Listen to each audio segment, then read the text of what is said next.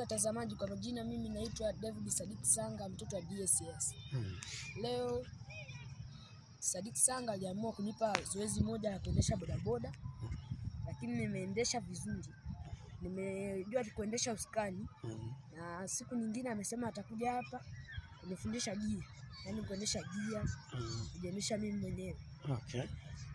Nipende kumshukuru sana kwa sababu itatokea siku yoyote nikana bodaboda, yani niwe yani nisiwe nashindwa kuelewa. Okay. Ni bora uwe na kitu kabisa. Okay. Na pia napenda kushukuru kwa sababu ya baba yangu, kila anachokijua nataka na mimi hapa nikijue.